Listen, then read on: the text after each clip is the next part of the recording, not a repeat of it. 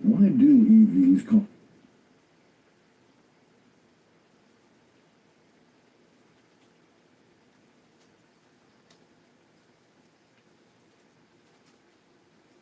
Arch Oboler's lights out everybody.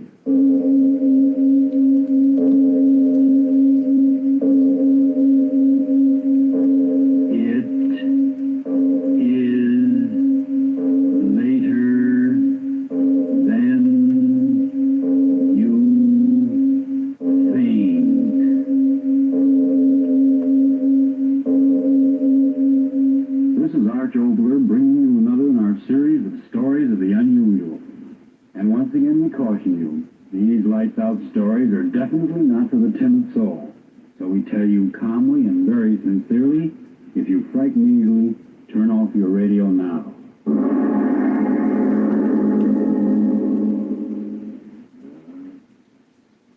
It is a nice day. Yes, I agree with you, Mr. Sparrow. It's as nice a day as I, too, have ever seen.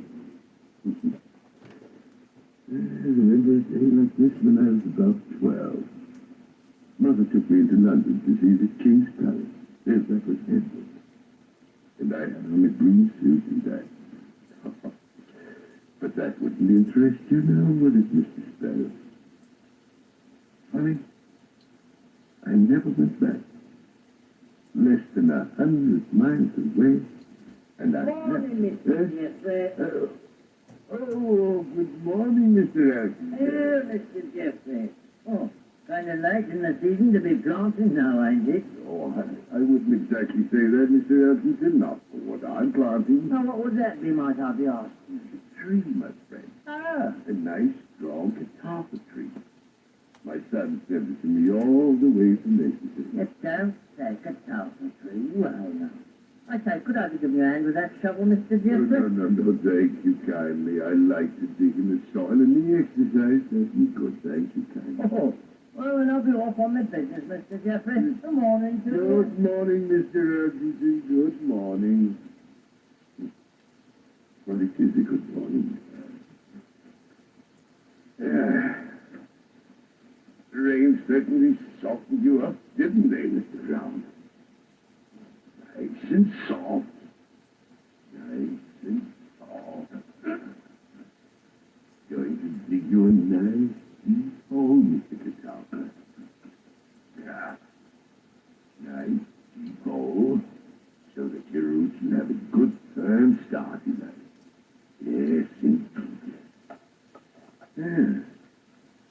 Well, that's not only to act, Mr. Crown, throwing big boulders in the way of my shovel.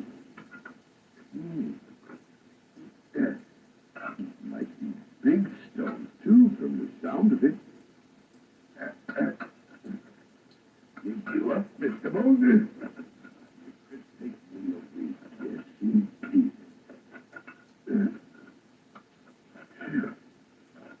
Big stone, all right.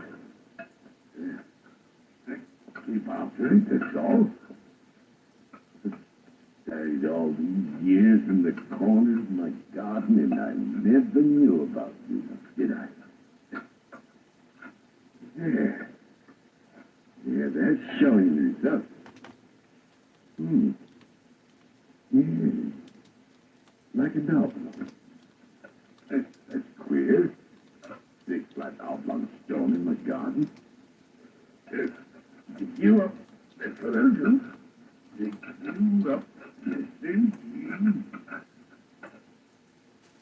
Oh, Mrs. Gracie.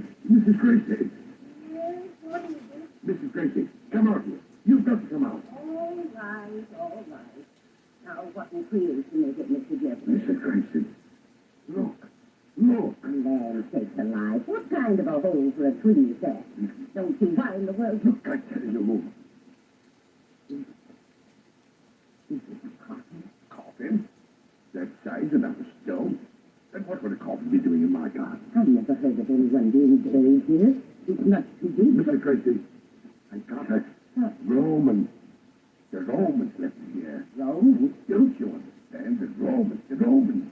invaded and lived in Britain over 1,500 years ago. They left it for us.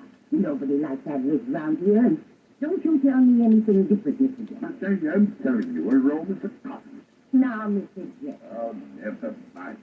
Mr. Robinson, run over and get Mr. Robinson here. Tell him to bring a couple of men. We've got to dig this thing up. Get down. Mr. Jeffrey, it's the sun that struck your head. Now, don't stand there lecturing me. Mr. Robinson, hurry, get him. No, I won't. Not to dig it up, Ivan. To bury it deeper, yes, but not to dig it up. Yes, sir. Coffin or one of them heathen, whatever you call it, it makes no difference. If it's been buried here all these years, then I say cover it over and let it be. There's some things best left deep under the ground.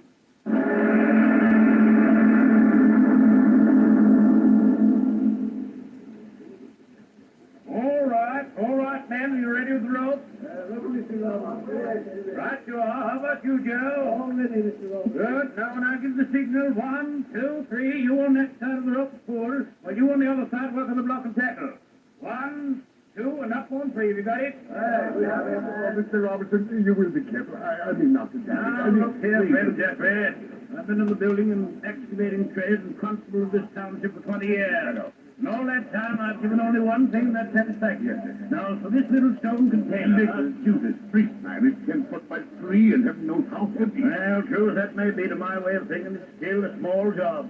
If you're worried about my damaging it, you're free to call in one of my competitors. No, Mr. Robinson, I want you to handle the matter. Oh, yes. All right, let's take there and I'll give the order. Now, wait. If you please, Mr. Robinson, wait. Yes. That housekeeper of mine, Mrs. Tracy, she wouldn't want Mr. Doings, and I don't know where she's gone off to. If Now, you only Mr. wait... Jeffrey, I'm a busy man, so you just stand aside. No. All right, men. Now, don't pull until I give the signal. 1, 2, 3, up with it. Up. Easy there, Joe. Bring those ropes over the left. Up with it. Up with it. Steady there. Not too fast, you fool. And don't get ready to put on red. Easy now. No, don't swing it too high, not too high. Are you deaf? Not too high, or is it... No, put it back in the ground. Put it back in the ground, I tell Mrs. you. Tracy, what in the Get world? out of the way. Put it back in the ground. In the ground. It was in the ground. It belongs. Mr. Jeffrey, Get out of the way. Jeffrey, get that woman out of the way. Mrs. Tracy, are you crazy? Take your woman and get away. My men can't hold it back. It's slipping. Look out. Get on the ground, fool. Get on those ropes. Hurry now. Mother in heaven. It fell right on top of her. Coffin fell right on top of her. Oh, Mrs. Tracy.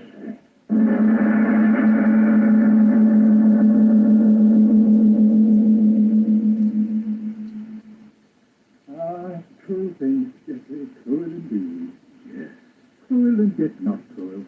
For the ways of the divine providence are beyond our poor mortal understanding. Yes, I shall say that very thing over her grave when we bury the poor woman. As you wish, Reverend. Say it has been. More excitement in just a few hours in this village than we've had in a dozen years. I wonder now whether... Almost 9. Well, I'd better be getting back to the church. I have to get everything ready for the service tomorrow. Did you speak to Mr. Carboy about the coffin? Yes, that's good. You'll pay the good lady proper respect, you will. Well, I'll be on my way. Good night, Reverend. One thing more, Mr. Jeffrey. Yes? I didn't want to speak of it in all the excitement before, but I feel I really should. Yes, Reverend. I know you were in quite an emotional state of mind, but do you feel it was quite the proper and respectable thing to do? I mean, having that Roman antique brought right here into the house, when it's inanimate thing though it be, was the direct cause of poor Mrs. Tracy's death. I wanted the sarcophagus in here, Reverend. Wanted it? But what possible use could that great stone scepter be to you? I realize it has certain intrinsic value. If you know, we'll get in touch with the property museum authorities in London and have them take care of it. But don't you see, it wasn't quite respectful. Bringing the very thing in here that has caused the tragedy. Not respectful at all, Jeffrey. It was what I wanted. Good night, Reverend. But Mr. Jeffrey, I... Oh. Good night. Good night.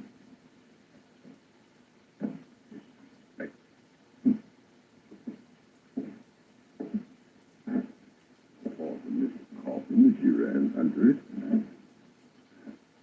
Call in the proper authority.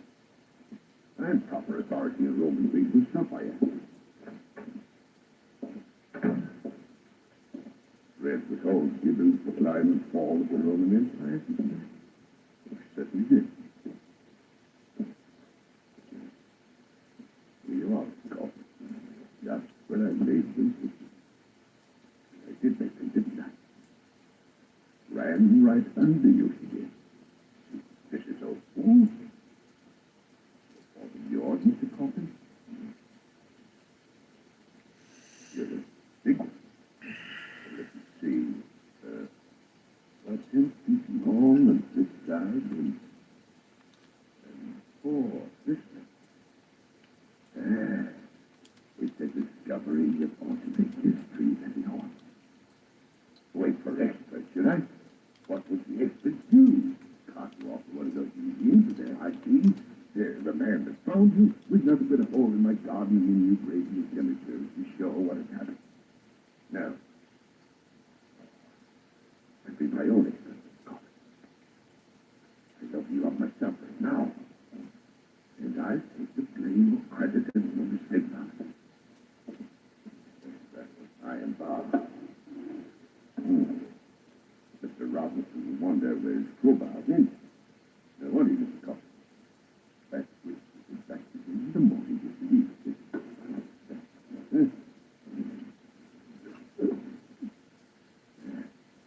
There. Got you wide open enough to look inside now, haven't I? Excellent. I'll show you.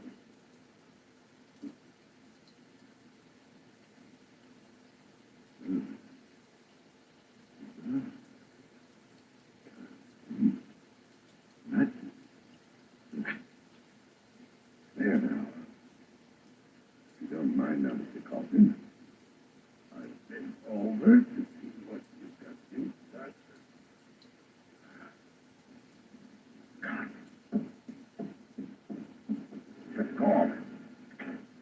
Are you there? Are you there? Reverend, this is Jeffrey. Yes, Jeffrey. No. Listen to me. That room is for coffee. I just opened it. Inside of it, there's something, a woman, isn't it? If it isn't, I mean, oh, Reverend, come over quickly. You see, whatever it is, I don't think it's dead.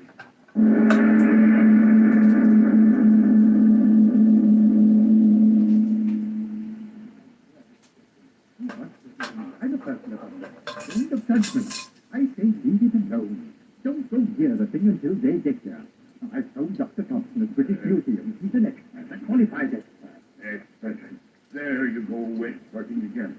Now, you shove on my side and I'll go along with you. Yes, there. That all fits and did off. It's all against my better judgment. All right. Off with it. Sheet down. Another shove. We've got it over. Look at her. Anything. Lion's head. That's it, a lion's head. And the body of a woman. And alive. She is alive. He's an idol. No. You be skin. I'll touch it. I'll prove it. It is stone. And that heathen thing. We'll cover it up, and in the morning I'll have it bedded again. No, you won't. It's mine. Found it on my property. Oh, heaven forgive you. The blood of your poor housekeeper still staining it. Staining is what we're talking about. This is Tracy's blood. See it, still on it. But the outside of the coffin cylinder, this part was closed. But it is blood. Fresh blood. Can't be out either. Mr. Jeffrey. That woman. A minute ago I felt cold stone. And now it's warm.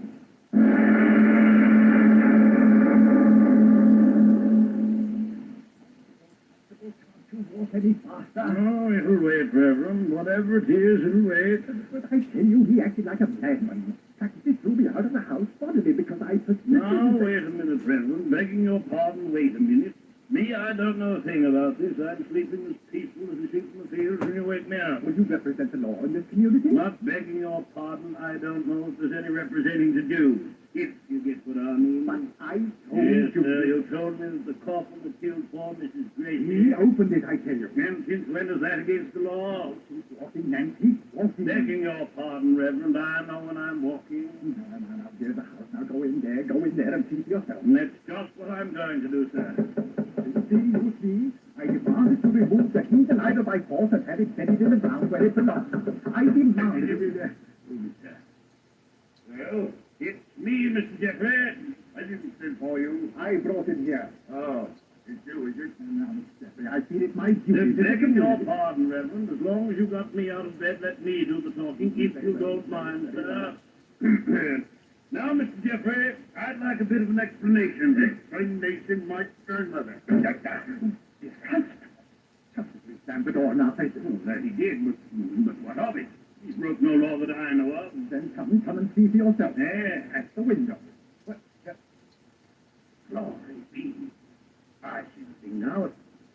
It can't be alive. I don't know. It's stone, and yet it was warm to the touch. It better not be alive. Why do you say that? Because, look for yourself. Mr. Jeffrey, he's cutting into her with that bit of iron.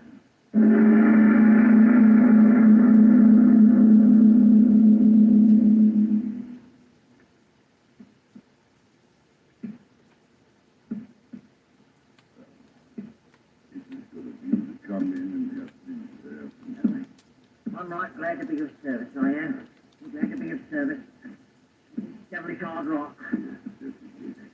But we've got to break the statue open, Mr. Atkinson. We've got to. If you say so. Oh, the constable and the reverend, they'll be back soon with some new ideas about getting into the house, now won't they? I suppose so. But they won't stop me. They won't. I've a chance to do something before I die. Make a big discovery, I tell you. They won't stop me.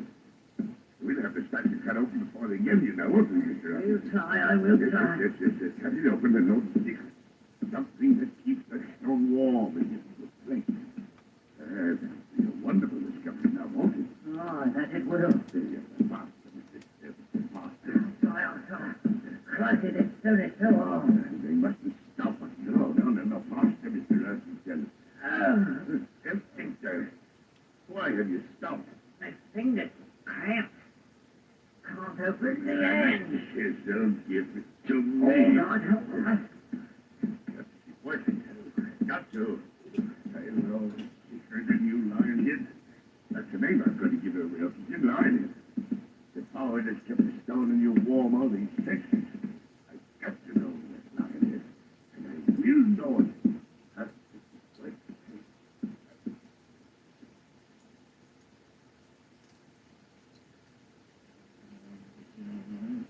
No, Reverend, you can drive a man too far. I tell you. No, Constable, now we'll tell you. For 24 hours you've been telling the people of this community that the law won't permit you to do this and the law won't permit you to do that. And it won't. But we tell you we won't stand by and permit one of our citizens to indulge in heathen madness and not do something about it. Am I right, Mr.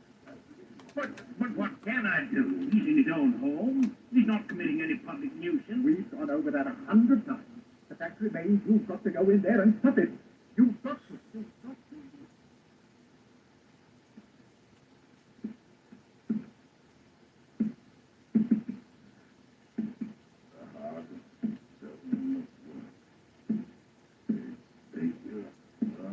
Mr. Jeffrey, I'm asking you, please stop cutting into it.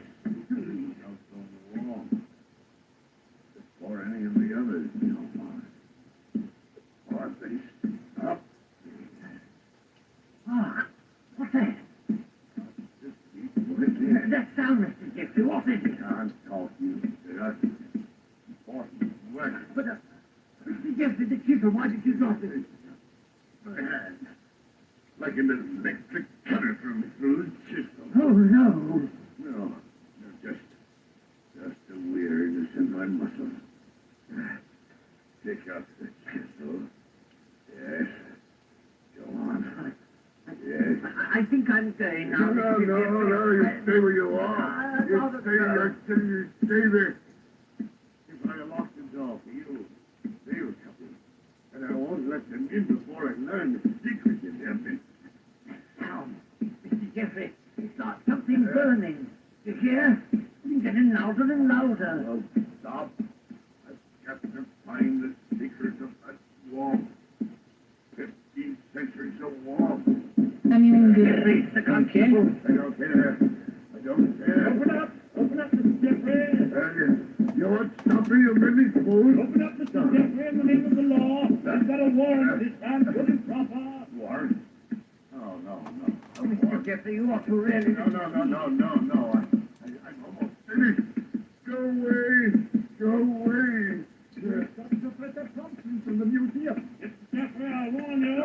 Open up or we'll break down the door. Mr. Jeffrey, I beg of you. No. Stop me. I'm almost through. Hey, I'm frightened, I am. Almost broken through to the middle of my statue. I'll find out the secret and no one else. Yes. That chisel's breaking through. It's hollow. Breaking through. It is second, I know. Second, I know.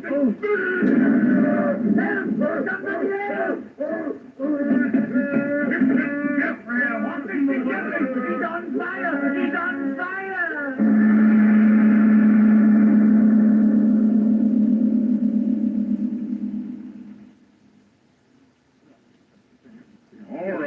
All right, men, quiet down. Nothing more we can do. Mr. Jeffrey is dead. Such a horrible way to die. It was the lantern. Set him afire, I guess. No, it wasn't that. Hey, what's that, Mr. Elkington? I saw it all. A flame come out of the statue. You're dead, man. No, I swear it's the truth. I saw it. Professor Thompson, you tell him. What did you see as you came through the door? There was a flame from it. But how can that be? Flame from a statue? And the woman went down to meet it. Professor, tell us, what is it? What is this statue? The lioness-headed goddess Sector, Well, and they worshipped her as the goddess of fire.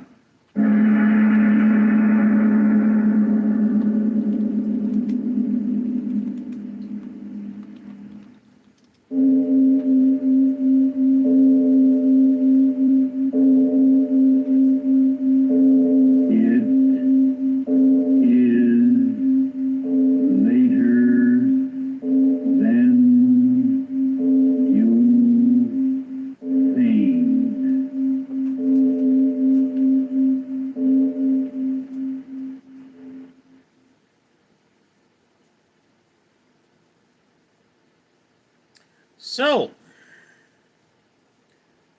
what did we think of that?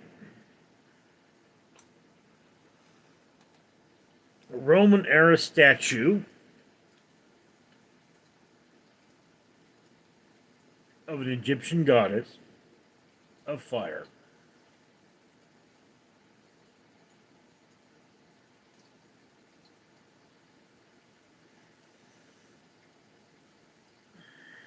Mike, liked it. Pretty cool story. A lot better than the organ.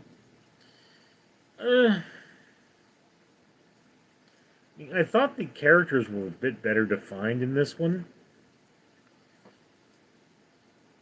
I mean, the villain of the organ, the caretaker, was not as interesting. But here, you just had somebody who found something weird in his yard. He made a stupid decision and wound up paying for it.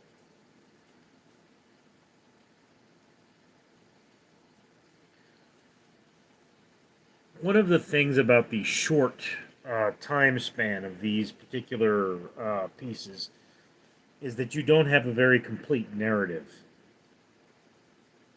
You know, I mean, you could separate this into the standard 3-act format of a film. The first act being him getting the object out of the ground. The second act being the attempt to enter the object, and the third act being the constable arriving with the warrant, for the final climax. But, very, very short, not a lot of explanations given, leaves you hanging with it's like, so what's going on here? Why was the fire goddess full of fire, Mary, story was very engaging. One of these voice actors sounds familiar. Sphinx, what's up, man? How was your work day? Don't even get that started. Mike, yeah, I agree. It leaves you wondering. Well, I mean, do understand that this could function as the first act of a film. Okay? Likely the second act would be the statue coming to life and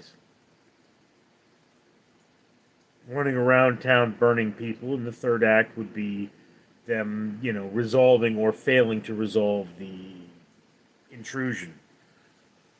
It's one of those points that, you just don't really know. I mean, like I say, guys, I first ran into Lights Out when I was a child. My mother purchased cassette tapes from Target, and we played them on our long drives for our vacations. What it was that my mother had this idea that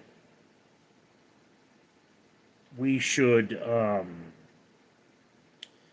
be cultured.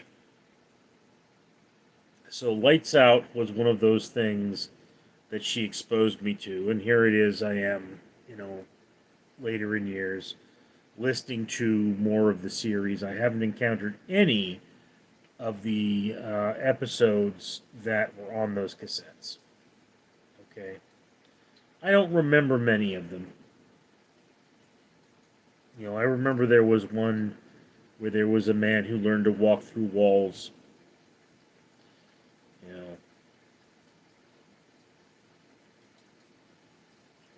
But as I move through these, Lights Out, they're nice little short stories that, we can pass the time together. Mike, must have been a great time in your childhood. Yeah, well, on the one hand, Mike, my brother said, you guys used to drag me on those vacations. And on the other hand, I said, Paul, if we had left you at home during those vacations, you'd be complaining that we left you at home. Yes, my mother enjoyed camping and horseback riding and whitewater rafting, and we watched reenactments of Civil War battles and all that kind of stuff. It was a lot of fun. If I had children, I would likely try to do it again.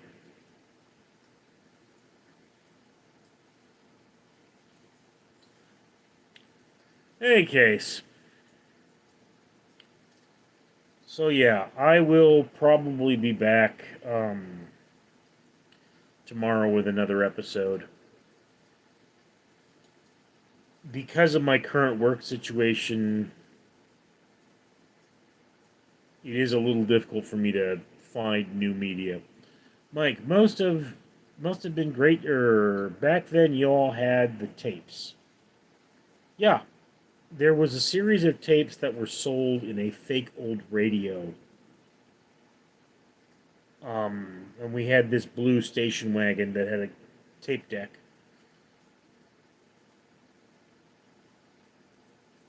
And there were other old radio programs she would play, but this was the one I remember.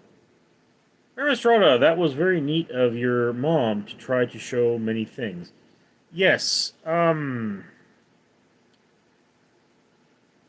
here's the thing, Mary. My mother had a very deprived childhood.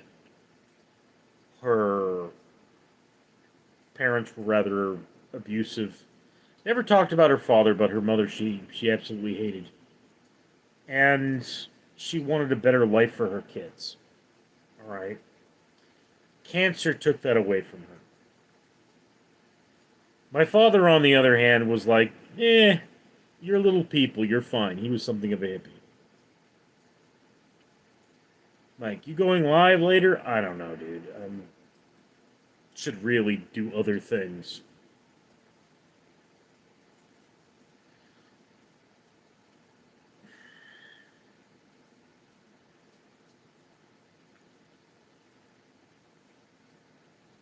I mean, I know Phil will probably want me to go live around midnight. And it's 8:48 here. You know, my mother packed a lot into her lifetime because she knew it would be very short. She died at 49, a week after my 10th birthday, a week before her 50th birthday, and the first day of Hanukkah.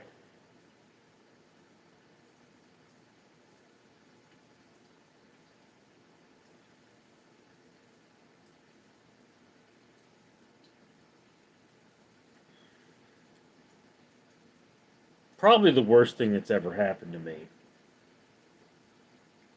Because then I was in the care of my rather absent old man. Anyway, ladies and gentlemen, thank you for sharing this time with me.